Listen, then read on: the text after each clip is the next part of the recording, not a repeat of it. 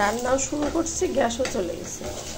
Gas এখন পিট পিট করে জ্বলতেছে, পিটপিটানি গ্যাসে আমাকে এখন রান্না করা লাগছে। ঢাকা শহরে গ্যাসের সমস্যার আর কোনো সমাধান নেই।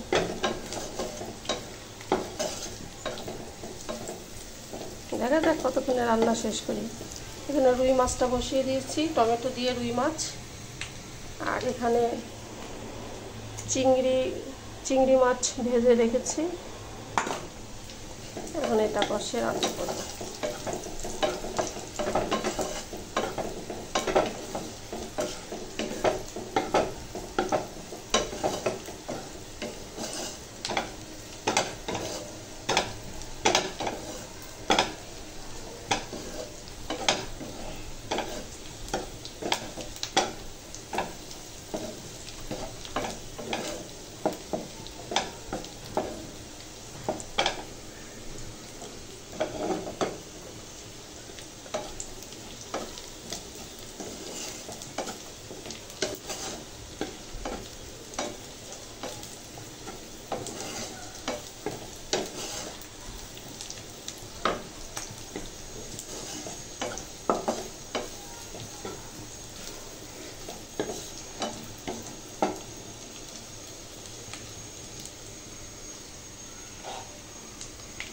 এখানে আছে রুই মাছ ভেজে রেখেছি, এটা এখন দিয়ে দেবো।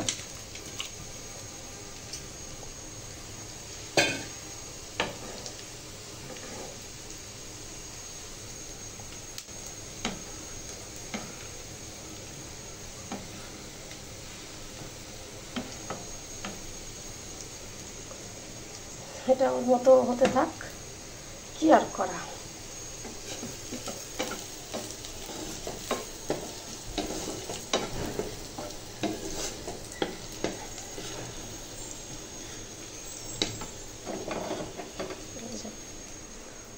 এখন দুধ জাল দেওয়া বাকি আছে। এখানে সবজি কাটা আছে, সবজিগুলো রান্না করতে হবে।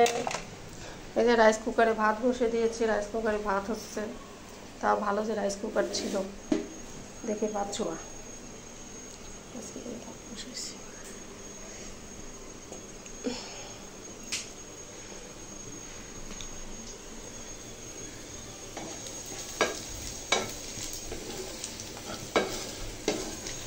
এভাবে আমাদের ঢাকাবাসীদের জীবন যায়, কি আর করা।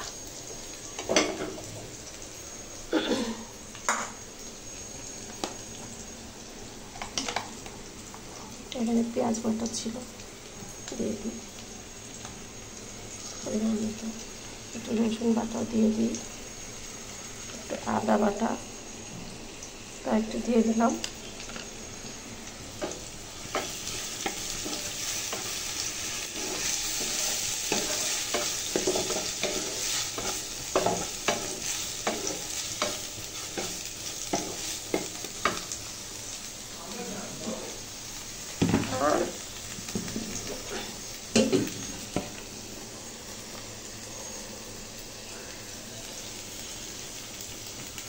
লবণ দিয়ে দিলাম, একটু হলুদ দিয়ে দিলাম, একটু জিরা গুঁড়ো দিয়ে দিলাম,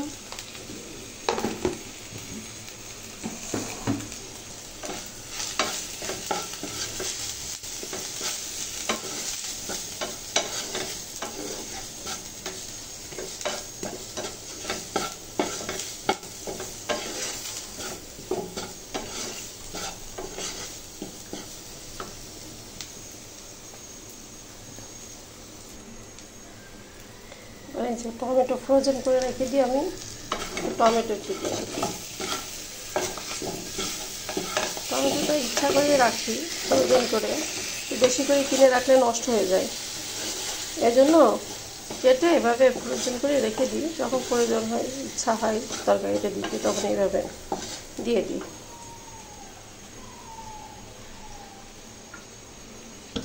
তেল একটু কম লাগছে,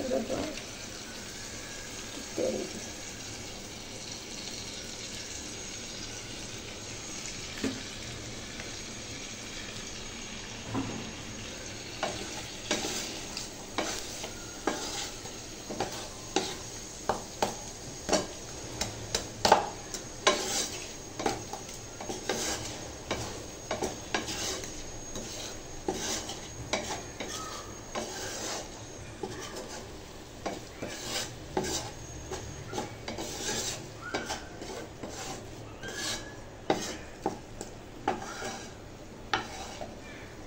টমেটোটা কষানো হতে থাক।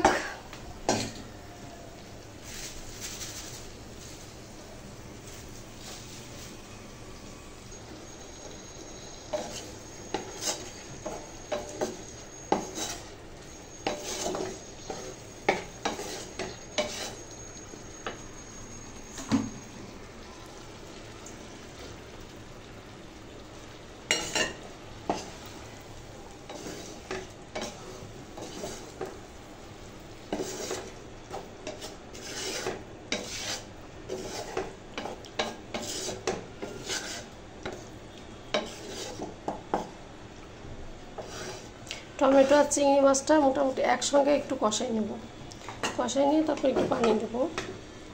এখন আপাতত নিলাম। টমেটো দিয়ে চিংড়ি মাছটা একটু ভালোভাবে কষিয়ে নিচ্ছি।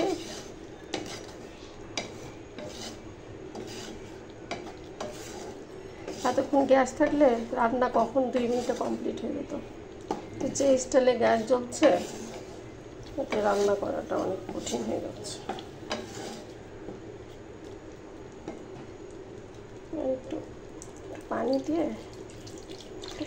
নিই, পানিটা একটু শুকিয়ে আসলে মাছগুলো একটু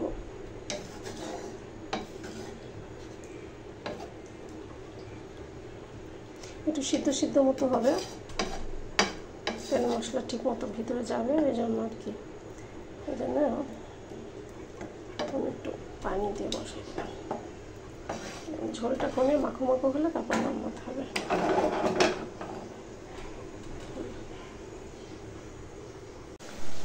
অবশেষে গ্যাসের সাথে যুদ্ধ করে আমার রান্নাটা অলমোস্ট কমপ্লিট হয়ে গেল।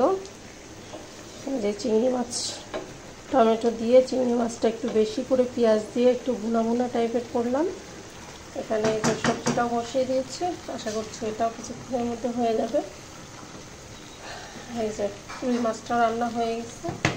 মোটামুটি আমার রান্না আজকের মতো গ্যাসের সাথে যুদ্ধ করে আমার রান্না আপাতত কমপ্লিট হলো। সবাইকে অসংখ্য ধন্যবাদ আমার সাথে থাকার জন্য। আল্লাহ হাফেজ।